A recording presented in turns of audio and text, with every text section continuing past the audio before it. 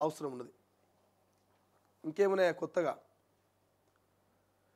ఇక రాష్ట్రంలో ఈ నెల 29 వరకు వర్షాలంట. వాబ్బో పెద్ద కథనే ఉన్నది. కానీ ఎంతనా 25 ఇంకో 4 రోజులు ఇక కొనసాగితే అంటూ వాతావరణ శాఖ వార్నింగ్ ఇచ్చింది. మోస్తారు నుంచి భారీ వర్షాలు కురిసే అవకాశాలున్నాయని హెచ్చరించింది.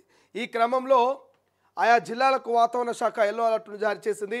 గురువారం భూపాలపల్లి, ములుగు, భద్రాద్రి కొత్తగూడెం, సూర్యాపేట, మహబూబాబాద్, వరంగల్, హనుమకొండ జిల్లాలో అక్కడక్కడ భారీ వర్షాలు పడుతున్నాయని పేర్కొంది.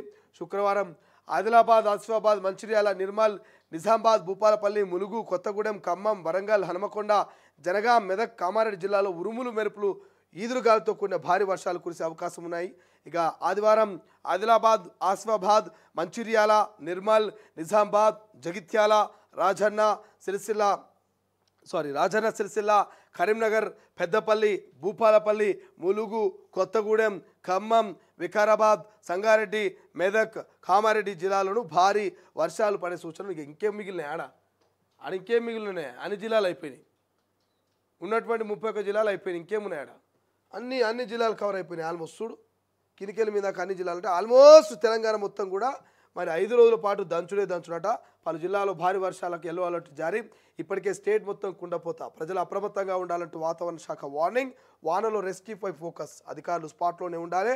సీఎం రేవంత్ రెడ్డి ఆదేశాలు. కనబడుతున్నదిగా 5 రోజులు పొట్టు కొడతాయట వానలు. ఎక్కడికక్కడ ఇరుగా మరగా దంచుతాయట. ఇప్పటికే గత 3-4 రోజుల నుంచి ఈ హైదరాబాద్ అంతా అతలకుతలం అవుతున్నది. చిన్న వాన పడితేనే చిత్తడి అయ్యే హైదరాబాదు. మరి ఆ గల్లీలన్నీ కూడా నదులు లెక్క పారే హైదరాబాదు. ఇక రాత్రి అయితే చాలు, రాత్రి అయితే ఒక యుద్ధం లెక్కనే పడుతున్నది. ఇక వర్షం అయితే దన దంచి కొడితే ఎక్కడికక్కడ కార్లన్నీ పడవలు అవుతున్నటువంటి సందర్భాలు మనం చూస్తాం నిన్న మొన్న వర్షానికి. సో కొన్ని ప్రాంతాలను ఈయనే కుక్కడపల్లిలో గట్టిగా పడుతుంది. ఆ పక్కకు జర్రంత ముంగలకు పోతే మూసాపేటలో వాన్నే ఉండదు. మళ్ళీ ఆడికెళ్ళి జర్రంత లెఫ్ట్ తీసుకొని బాలనగర్ పోతే ఆడ మళ్ళీ దంచి కొడుతుంది. ఇక అటు నుంచి అటు సికింద్రాబాద్, మారేడుపల్లి పోతే మళ్ళీ ఆడ వర్షమే ఉండదు. ఇక అట్టే చక్క ఉప్పలు పోతే ఆడ మళ్ళీ ఏకదమ్ కొడుతుంది.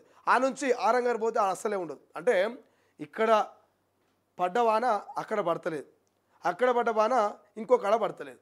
కానీ ఇందు లేదు అందు లేదు అనేది ఏం లేదు, సందేహం లేదు. ఎందెందు వెతికినా అందందు గలనట్టుగా మరి ఎక్కడ పోయినా మాత్రం తెలంగాణలో వర్షం అయితే పడుతున్నది. అది కొంత మరి కొంత రైతన్నలకు మేలవుతున్నది, కొంత గ్రౌండ్ వాటర్ పెరుగుతున్నది. ఇట్లా చెప్పుకుంటూ పోతే ఇప్పుడు పడుతున్నటువంటి ఈ యొక్క వానల వల్ల కొంత నష్టం ఉన్నది, కొంత లాభం ఉన్నది.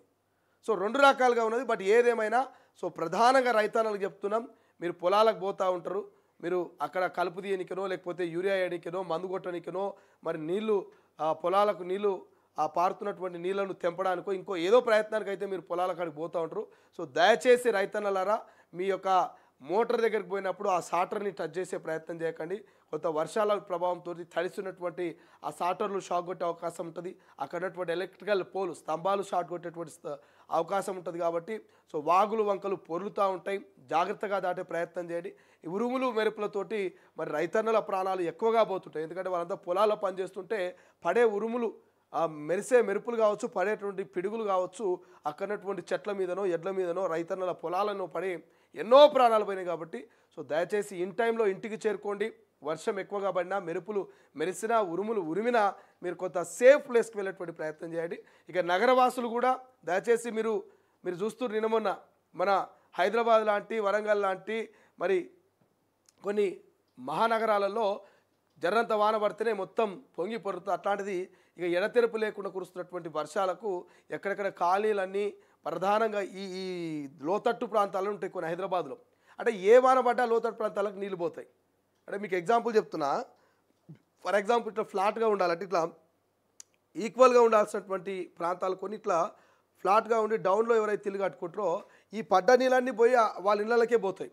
నిన్న మొన్న కూడా చెప్తున్నా నేను 2-3 సార్లు. పాపం రూపాయి కూడబెట్టి ఈఎంఐ రూపంలోనో ఇంకో అప్పు తెచ్చో లేకపోతే పుస్తక తాడు కూడా పెట్టు కొంతమంది ఇండిపెండెంట్ హౌజులు కట్టుకుంటారు, కొంతమంది అపార్ట్మెంట్లో కొనుక్కుంటారు.